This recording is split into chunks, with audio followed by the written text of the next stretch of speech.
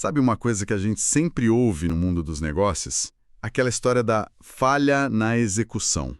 A gente vê, né, estratégias super bem pensadas, às vezes, nossa, brilhantes no papel, e aí simplesmente não acontecem, não saem do lugar. Por que será que isso é tão comum? É bem aí que entra uma figura importante, o Hunt Aaron. Ele é um consultor super respeitado que olhou justamente para isso. Não para criar a estratégia, mas para entender como fazê-la acontecer de verdade. Exatamente.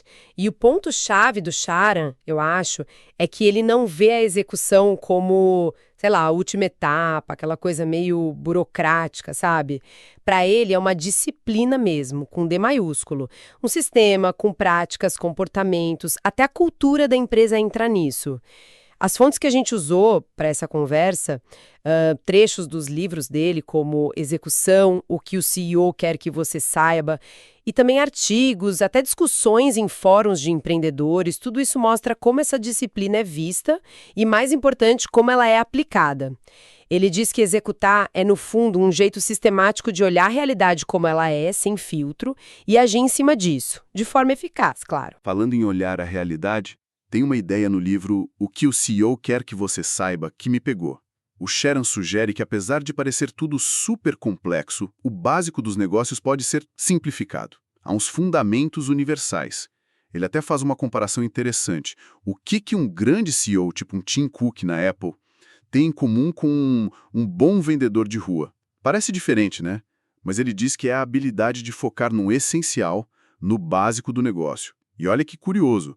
Esse livro surgiu de um pedido do CEO da Ford na época, o Jacques Nasser. Ele queria que os funcionários entendessem o quadro geral, sabe? O negócio como um todo, não só a própria tarefa ali no dia a dia. É isso aí. É a tal da linguagem universal dos negócios. Sharan defende que não importa o tamanho da empresa, se é uma gigante ou uma lojinha, tem certos princípios que são vitais. E entender isso não é só para a diretoria, não. É para todo mundo na organização. Ele chama essa compreensão prática, essa visão integrada de business acumen. Ou, de um jeito mais direto, tipo esperteza de rua, street smarts. É justamente essa combinação, sabe? Entender os fundamentos e saber como agir, como executar. É isso que a gente vai explorar um pouco mais agora. Legal, então vamos. Vamos desempacotar esses fundamentos. Quais são esses pilares que o Sharan diz que são universais? A base que sustenta desde a barraquinha de cachorro-quente até a multinacional. Parece simples falando assim, mas imagino que dominar isso na prática, aí é que está o desafio. Com certeza. Ele simplifica para a gente entender, mas não quer dizer que seja fácil, né? Ele identifica 4 coisas, 4 componentes que estão super ligados, são essenciais para ganhar dinheiro e criar valor de forma sustentável. O primeiro, e talvez o ponto de partida mais óbvio, é clientes. Mas não é só ter o cadastro do cliente, coletar dados. É entender e satisfazer as necessidades deles, de forma consistente. Isso exige um envolvimento de verdade, sabe? Para sacar o que eles realmente valorizam. Como ele mesmo diz, muitas vezes a estratégia tem que começar por aí, pelo consumidor. O segundo pilar é o caixa, a geração e a gestão do fluxo de caixa. Parece básico, né? Mas olha, muita empresa se perde justamente aí. Entender como cada decisão, cada pequena coisa afeta a entrada e a saída de dinheiro. Isso é vital para a saúde do negócio. A Amazon é um exemplo que sempre aparece, né? Eles recebem rapidinho dos clientes e dão uma esticada para pagar os fornecedores. Essa gestão do ciclo de caixa dá uma vantagem financeira enorme para eles. E essa questão de caixa, nossa, a gente viu muito naquela discussão no Reddit que você mencionou. Vários empreendedores recomendando o livro, tipo Profit First, que é totalmente focado nisso.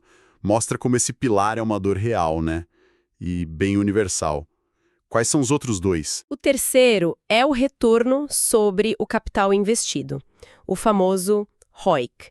Basicamente, é uma medida, né, para ver quão bem a empresa usa o dinheiro que foi investido nela, seja dos sócios, seja de banco, enfim, para gerar lucro. E aqui tem um ponto crucial.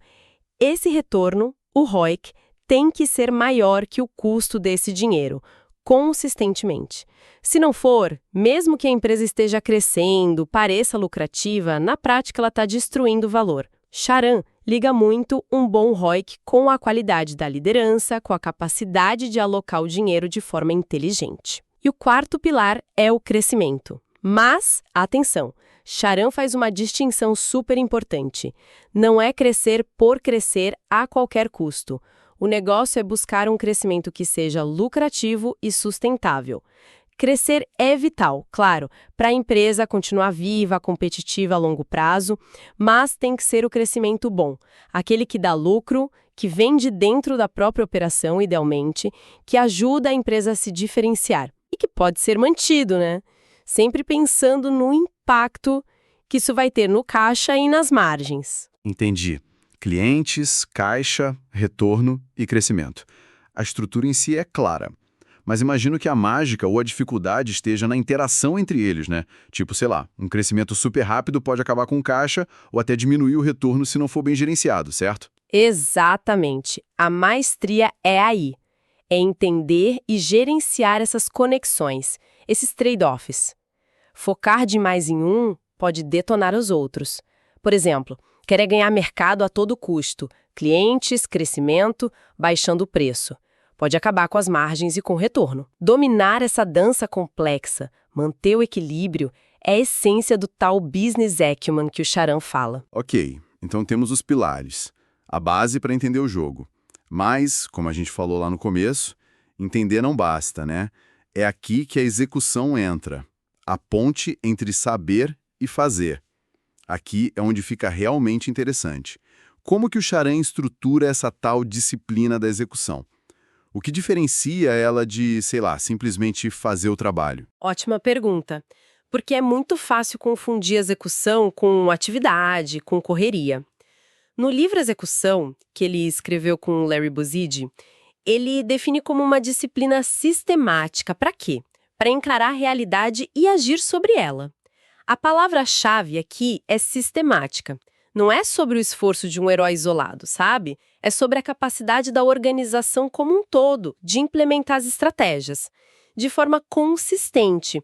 E essa capacidade, segundo ele, se apoia em 3 processos principais, que precisam estar, assim, muito bem conectados. O primeiro é o processo de pessoas. Para Charan, esse talvez seja o mais crítico de todos. É sobre ter as pessoas certas, com as habilidades certas nos lugares certos, e garantir que elas estejam entregando resultado. O segundo é o processo de estratégia. Esse não define só para onde a empresa vai, o que e o porquê, mas define também como a organização vai chegar lá, o como. Ele conecta as pessoas e as operações do dia a dia aos objetivos maiores e às realidades do mercado. E o terceiro é o processo de operações. É aqui que a estratégia, os planos, viram ação no dia a dia. É o processo que define como a empresa vai gerar os resultados daquele ano, como os recursos vão ser usados na prática e como o desempenho vai ser medido e ajustado, o tempo todo. É onde o erro vira aprendizado rápido. Tem que virar, né? Então, peraí. A execução falha, não por falta de esforço, necessariamente, mas muitas vezes porque esses 3 processos, pessoas, estratégia e operações, não estão conversando, ou são fracos individualmente. Um plano estratégico genial não adianta nada se as pessoas certas não estão lá para tocar, ou se a operação do dia a dia não aguenta o tranco. Faz sentido? Exatamente isso. A força da execução de uma empresa está na força desses 3 processos e principalmente na integração entre eles. Uma estratégia que não leva em conta de forma realista a capacidade das pessoas e das operações está pedindo para dar errado. E o contrário também. Ter gente excelente, super talentosa, mas sem uma estratégia clara ou sem processos operacionais que funcionem, é desperdício de talento. Empresas mais maduras, segundo o Charan, vão formalizando e melhorando essa integração o tempo todo. É um sistema vivo que precisa ser cuidado. E quem é o maestro dessa orquestra toda? Quem garante que pessoas, estratégia e operações toquem afinados? A visão do Charan para o líder parece bem intensa, bem mão na massa, como se diz. Sim, ele critica bastante aquela imagem do líder que fica lá no Olimpo, só pensando estrategicamente e delega a execução. Pro Sharon, o líder é o arquiteto principal e também o motor da execução. O coração e a alma do líder têm que estar ali, mergulhados na realidade da empresa. Ele usa muito a metáfora do técnico de futebol, por exemplo. Não adianta desenhar a tática perfeita na lousa, se o técnico não está ali na beira do campo, vendo o jogo, ajustando, motivando, conhecendo cada jogador profundamente. Esse envolvimento ativo não é microgerenciar, ficar em cima de cada detalhezinho. Não é isso. Mas é estar presente, fazer as perguntas certas, garantir que todo mundo esteja alinhado e cobrar os resultados. É outra postura. Entendi. Mas como isso funciona na prática? Esse envolvimento ativo do líder. Vamos pegar o processo de pessoas, por exemplo, que você disse que talvez seja o mais crítico. O que significa liderar ativamente ali? Chacoran é bem direto nesse ponto. Para liderar bem o processo de pessoas, precisa ter o que ele chama de fortaleza emocional. E isso se traduz em coisas bem concretas. Primeiro, coragem. Coragem para contratar os melhores, não só quem te deixa confortável ou quem é fácil de lidar. Segundo, disciplina. Disciplina para avaliar os candidatos e a equipe que já está lá olhando para o desempenho real, para os comportamentos. Tipo, como essa pessoa define prioridades? Ela envolve os outros? Os resultados que ela traz são sólidos mesmo? São sustentáveis? Terceiro, e aqui é onde muito líder trava por questões emocionais, é a capacidade de lidar com baixo desempenho, de forma rápida e honesta. Ficar adiando conversa difícil ou não fazer uma realocação necessária, isso contamina a cultura, derruba a performance geral. Além disso, o líder ativo investe tempo de verdade no desenvolvimento das pessoas, dando feedback constante, útil, não só naquela avaliação anual formal, fazendo coaching, dando oportunidade para crescer. E, claro, reconhecer e recompensar, não só com dinheiro, viu? Reconhecer quem entrega resultado e quem demonstra os comportamentos que a empresa valoriza. E, por último, desafiar a equipe, tirar da zona de conforto para a galera poder ampliar as competências. E a primeira é de um professor que eu tinha, que falava o seguinte: as palavras não são impunes, elas advogam a seu favor ou contra. Essa parte do feedback honesto, de lidar com baixo desempenho, isso conversa muito com o que a gente vê nessas discussões, tipo na thread do Reddit. Mencionaram livros como Radical Candor, né? Parece que é um desafio que pega para muita gente. E nos outros processos, estratégia e operações, como é essa atuação imersa do líder? No processo de estratégia, o líder ativo tem que garantir clareza, foco e realismo. Isso começa definindo poucas prioridades, poucas mesmo. Sharon fala em 3 ou 4, prioridades dominantes para a empresa toda, e comunicar isso sem parar, de forma muito clara. O líder também é o responsável por garantir que as metas, os planos, sejam realistas, baseado numa análise honesta da capacidade da empresa, dos recursos, do mercado lá fora. Lembra que falamos que a estratégia começa no cliente? O líder garante isso. E fundamental, o líder tem que garantir que as responsabilidades para executar a estratégia estejam bem definidas e que os recursos gente, grana, tempo sejam alocados para onde precisa ir. Já no processo de operações, o foco do líder é manter o ritmo e permitir a adaptação rápida. Isso significa ter mecanismos fortes de acompanhamento. Os KPIs, os indicadores, não podem ser só número em relatório. Tem que gerar discussão, gerar ação. Sharon chama isso de acompanhamento e ajustes. O líder participa dessas reuniões, faz as perguntas difíceis, garante que os ajustes aconteçam rápido. Ele também tem que impulsionar a ação decisiva, garantir que o plano vire ação concreta, com dono, com prazo. E é crucial criar uma cultura onde errar não é o fim do mundo, mas sim uma chance de aprender rápido. A FIA resumiu bem: fracasso é plataforma para aprender.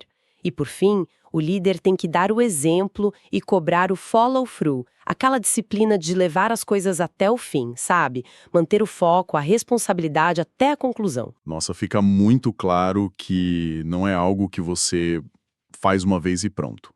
É um ciclo, né? Contínuo, quase como se fosse o sistema operacional da empresa rodando ali no fundo. Mas como fazer isso virar parte da cultura? Para não depender só do líder ser um super-herói ou de alguns gestores iluminados. Exato, essa é a chave. A execução tem que estar na cultura. E a cultura, a gente sabe, é muito moldada pelo exemplo de quem está no topo. Líderes como o Jack Welch na GE ou o Sam Walton no Walmart, que o Charan cita muito, eles eram conhecidos por isso, por estarem super envolvidos na operação, por mostrarem entusiasmo, por conhecerem o negócio lá na ponta, no chão de fábrica. Esse tipo de comportamento inspira, define o padrão para todo mundo. A cultura também precisa ter jeitos formais e informais de reconhecer e recompensar quem executa bem, quem entrega resultado. E tem mais 2 elementos culturais que são vitais. Primeiro, o alinhamento da equipe. Garantir que todo mundo entenda os objetivos e como o trabalho de cada um contribui. Aquela imagem de remar na mesma direção. Isso exige comunicação constante, clareza nos papéis. Segundo, especialmente em empresas maiores, é a sincronização. Charan usa aquela metáfora do time de remo, né? Não adianta ter remadores fortes se cada um rema num ritmo. Desperdício de energia. O líder tem que garantir que as diferentes áreas da empresa trabalhem juntas, de forma coordenada. Quebrar os silos, facilitar a colaboração. E o que permite tudo isso, o alinhamento, a sincronização, é o diálogo honesto. Charan bate muito na tecla de criar mecanismos sociais de operação que funcionem. Isso pode ser reunião de revisão de estratégia bem feita, comunicação transparente, espaços onde as pessoas possam questionar as coisas abertamente sem medo. A qualidade e a franqueza desse diálogo definem a velocidade e a qualidade das decisões e, por consequência, da execução. Então, o que tudo isso significa? Pensando em quem está ouvindo a gente, seja alguém que já lidera uma equipe ou alguém que faz parte de um time. Parece que entender essa visão do Charan sobre os fundamentos e sobre a disciplina da execução pode ser um baita diferencial para a carreira e para a empresa. Não é só sobre fazer bem a sua parte técnica, né? Exatamente. A mensagem principal é essa. Ser eficaz profissionalmente hoje vai além da sua especialidade técnica. É preciso desenvolver essa visão mais ampla do negócio. Entender como aqueles pilares funcionam, clientes, caixa, retorno, crescimento e como o seu trabalho mexe nesses ponteiros. E, tão importante quanto, entender como você pode contribuir ativamente para os processos de execução. Pessoas, estratégia, operações.